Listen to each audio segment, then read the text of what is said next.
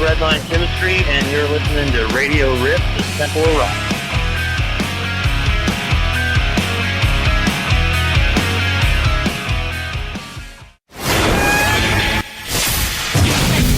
The following is a special presentation of Radio Riff, the Temple of Rock. This is DJ Diva Satya. You are listening to Airwave Smackdown, and my guest today is the frontman of Missouri-based rock band Redline Chemistry, Brett Ditgen. Did I say that properly? Ditgen. Ditgen. I want to say it right because names are important. I like my name said right, and you actually got Satya quite well, so thank you for that. And Shot in the dark. You did great. This is a band with a very polished, radio-friendly sound, which is punctuated by Brett's powerful vocals, and I really appreciate you sitting down and talking with me today, Brett. Oh, I appreciate you having me on. No problem. All right. Redline Chemistry originally came together under a different name, which I looked it up. It was Penumbra, and when you joined them, the name was changed. What was the reason for that? Well, they were their own band. I was fronting another band, and it was in the early 2000s. And my band, I departed that situation, and these guys were kind of looking to restructure their project. Tom used to be the lead singer of that project, and he was wanting to move to bass, and they brought me in. And essentially, we wanted to start fresh. We started with brand new material, writing new material, and we wanted to kind of just start fresh for the whole project, including the name. So that's kind of why the name was changed once we came up with something. But yeah, that's the kind of the long and short of the two projects kind of coming together. Both projects were pretty well known in the Kansas City area, up and coming bands in the KC area, and their group was just a much better fit for me in the end, obviously. So you wanted a new identity, and a new name came with that, of course. Yeah, and I mean pretty much a whole new sound. It was a whole, the project they were involved in before had its own unique sound, but what came with this band was a whole new sound as well. There was changes made in that group with, me taking over vocals, them replacing a bass player with Tom as the bass player, and it was just a fresh look as a whole. So yeah.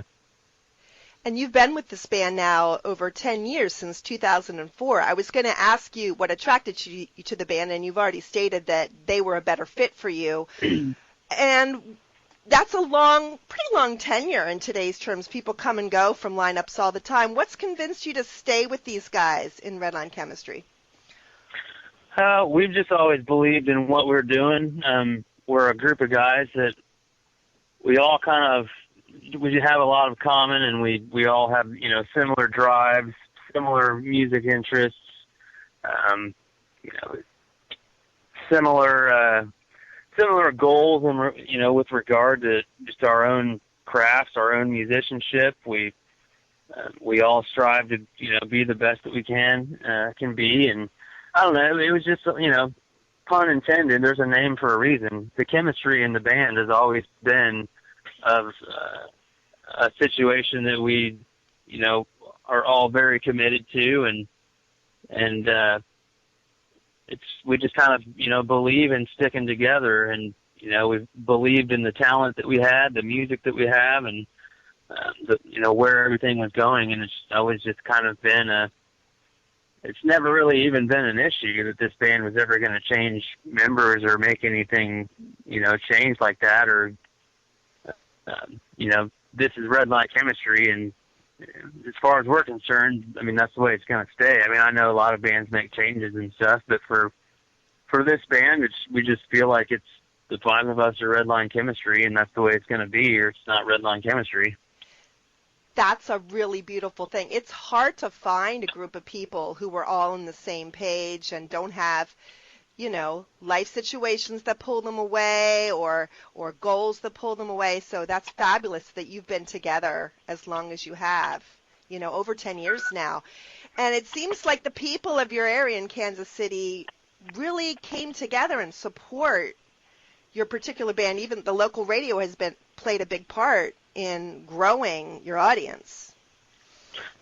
Yeah, definitely. I mean, it's been a progression over the 10 years. I mean, when we were first starting out, we were just like any other band trying to make a name and grow fan bases and become a regional band. And, you're out there hanging flyers and promoting your shows and trying to, back then you're trying to build your MySpace page. And that's not, that doesn't even exist anymore. But yeah, I mean, the scene around here, the fans have been great, and the fans that we've gained in the beginning have been diehard loyal fans for a decade, and we're very fortunate to have been able to jump to a national plane and continue to grow our fan base on a national level, of course. But and then the radio station here, 98.9, became a pretty big role in our success, especially around here.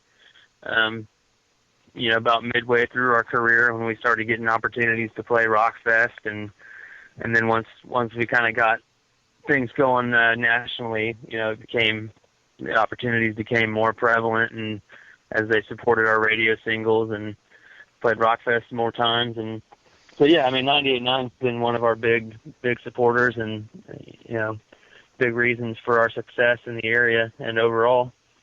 And that's cool because it takes something to propel you out of the local/regional mindset. It just takes one station, and if you've got the right kind of people in your local media that can help you with that, so that's a lucky thing that you have in your area too. So over the course of the life of the band, you've done several EPs, 2 other studio albums, I believe, Dying for a Living and Tug of War. And this past January, you partnered with Pavement Entertainment for this new release. How did that come about, the deal that you have with Pavement? Well, we've been on hiatus since September of 2013. We split with our record label. It kind of shut us down. The record label went bankrupt, and it really shut the whole campaign. We were right in the middle of our Tug of War campaign, and we had to bring it home, and everybody kind of had to take care of business on the home front and take care of personal situations in light of that happening. So we took a hiatus and kind of stepped away from things for a bit to just reevaluate and whatnot. But Pavement contacted us last summer, got in touch with me, Tim King, who's also a member of Soil and does a lot of work there at the label, contacted me, and they had some interest in working with us. They had found out that we, weren't really doing much at the time and didn't have a label and wanted to get some things going, and certainly was of interest to us.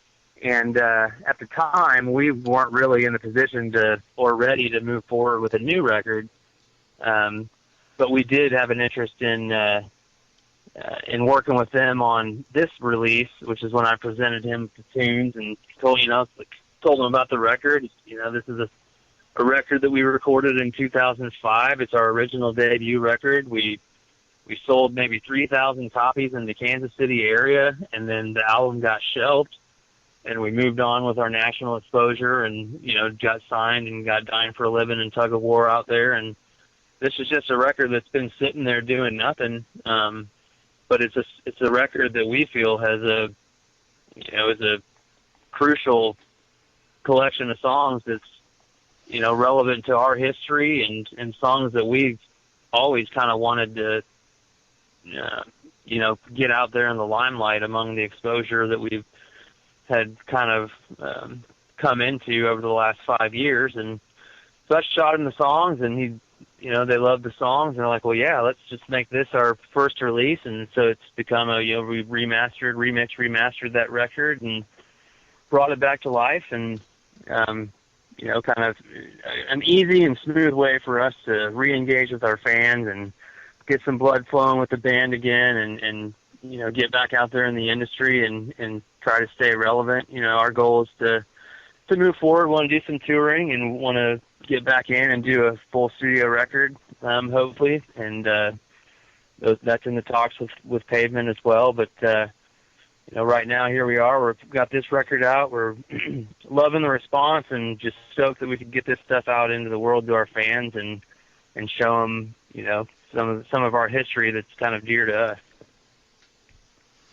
All right, great. So you were able to regroup, get yourselves back together after your period of hiatus. Pavement came to you, you've hooked up with them, and now this album that you recorded a long time ago, again, the name is Chemical High and Hand Grenade, just came out 6 days ago. July 24th was the official release date. The fan response has been great so far, and out of that album, you chose Meds for the Hypocrite as your first single. Why that track? It's one of the higher energy tracks, and it's been a couple of these songs. Meds for the Hypocrite is one. We have continued to play the songs live, despite the album never being available. And Meds for the Hypocrite has been a long-time fan favorite of those diehards that were kind of around in the era of that record around here. Some of those songs have kind of spread underground with some of our fans that have, they ended up catching wind that we had an older record, and we'd still play these songs live. And Meds for the Hypocrite and Home are two songs that have always been kind of favorites of ours within a live setting, and we would continue to play those and get feedback. Fans would always come up, what was that song that you played, and where can I get that one? It's not on any of your records. And okay, well, yeah, that's on one of the first records, and it's not available right now, but hopefully in the future we can get that type of thing out. So the response has always been good, and Meds for the Hypocrite it's high energy. It was an easy choice for us. There was really no decision or discussion about it. We all just knew that was the song that we were going to launch first, just based on how we feel about that tune and wanting to come out of the gate swinging.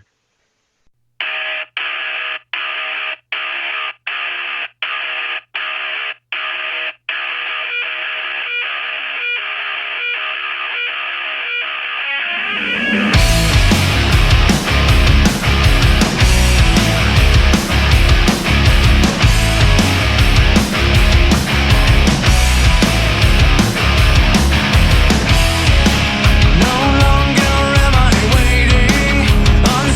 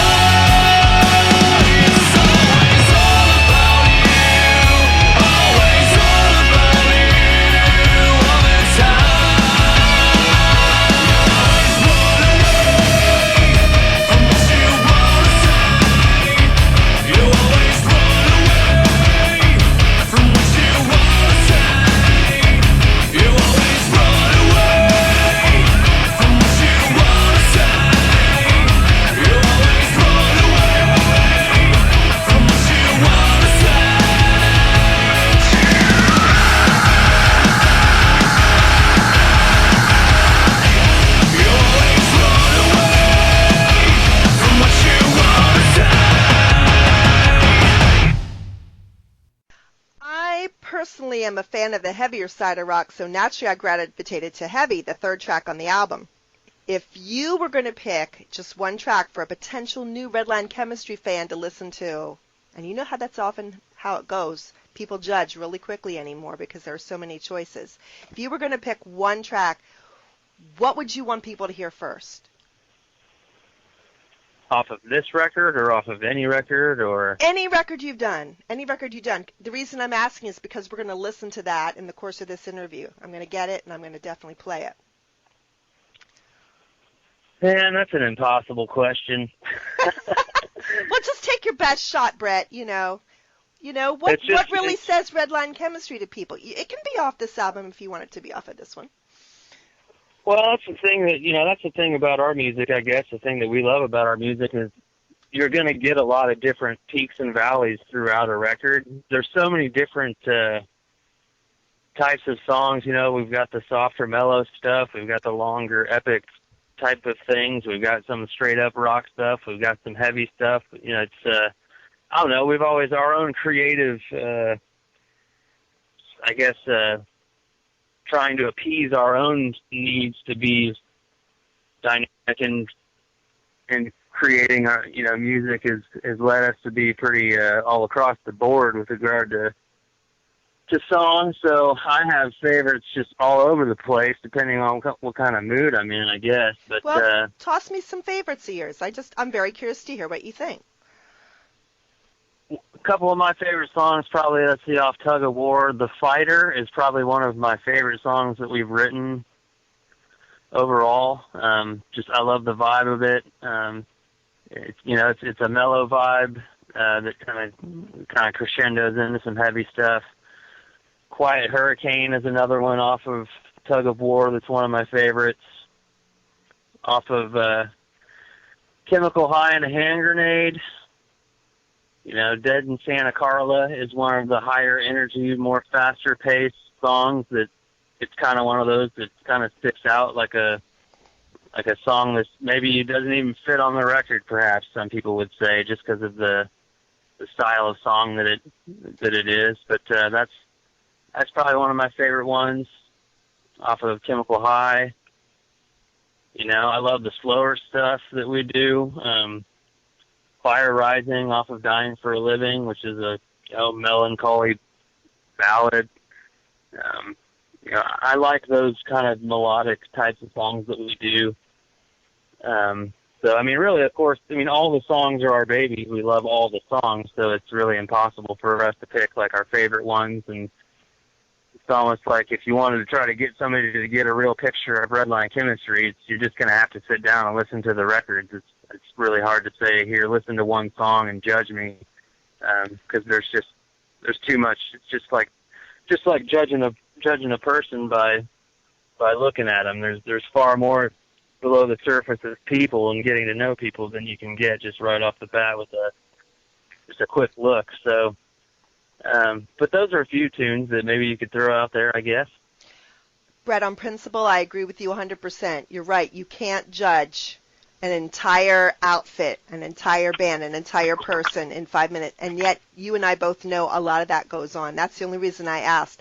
I am definitely the kind of person that takes the time to dig in, and I do want to encourage my listeners to do that too, because it sounds like your material is very versatile and very varied and not, constant versions of the same thing. And to me, that makes for a band that lasts. That makes for a band that's interesting to listen to because you're not constantly hearing the same tempo, the same beat, the same song rewritten. You're hearing a lot of variety, and it brings to a fan, I would think, an understanding that this band has depth. This band has something to say. This is somebody I want to listen to repeatedly, and that's the mark of a band that lasts the test of time. So that's kind of cool to hear. And I wanted my listeners to hear that from you too, that go out and really dig into the band's catalog. But right now we do want to focus on the new release, Chemical High and Hand Grenade, because it's just come out and you're going to be hearing it a lot on my show.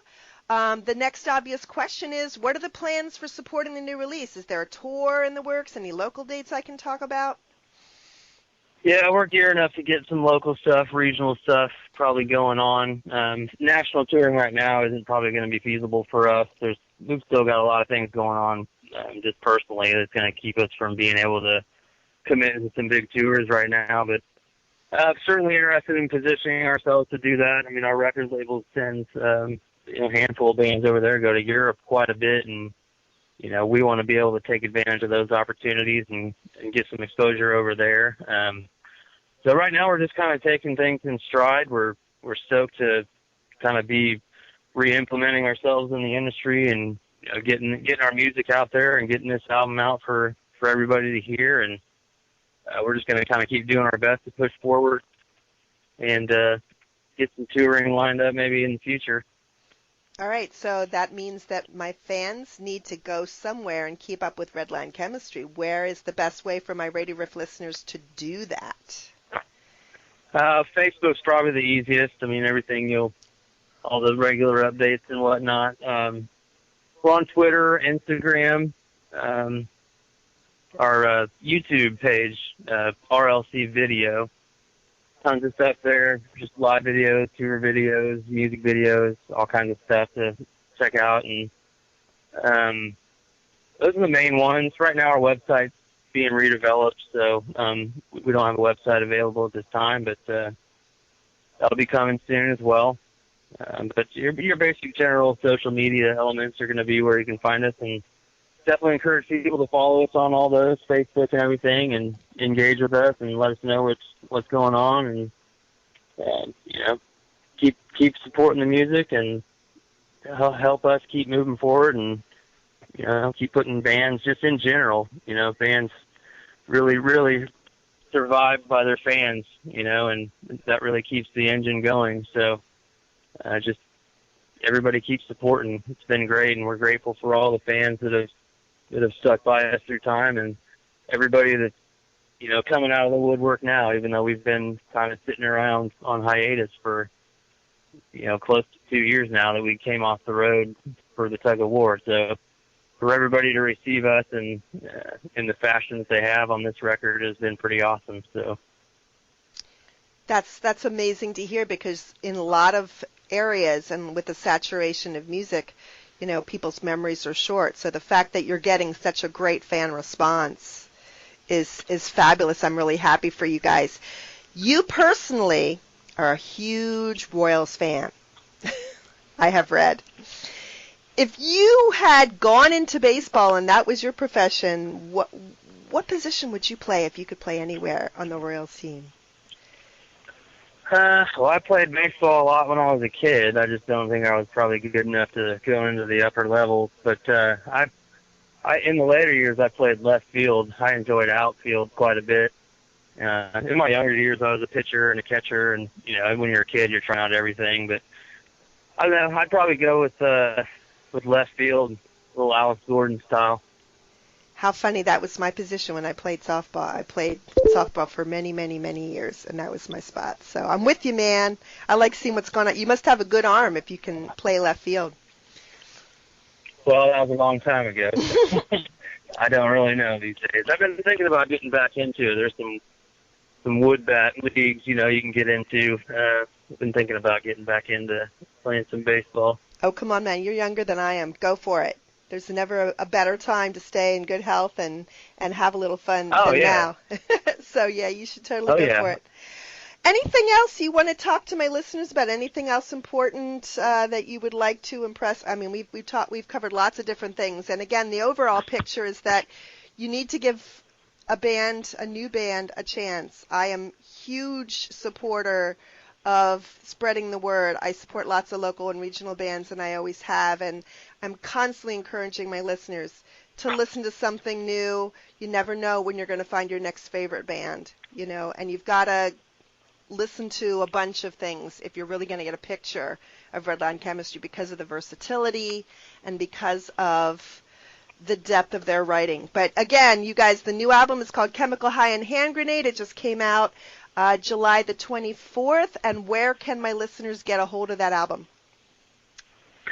Right now it's available iTunes, Amazon, the online, Best Buy, FYE, some select stores. But online is your basics, Amazon, FYE, and Best Buy, and iTunes. Those are the main ones. So get it, and get your physical copy, man. I'm still a huge proponent of physical copies. I love that in my hands, and there's just a lot of positivity to be said for having that copy. I always rip my copy and then save it and hopefully get the band to sign it when I run into them. Thank you so much, Brett, for sitting down and talking with me today about the band, and we're going to listen to a couple more tracks after the interview is finished. I wish you guys much success. I will be keeping up on top of what you're doing performance-wise so I can pass it on to my listeners. Okay, yeah, I appreciate it greatly. Thank you very much. Thank you.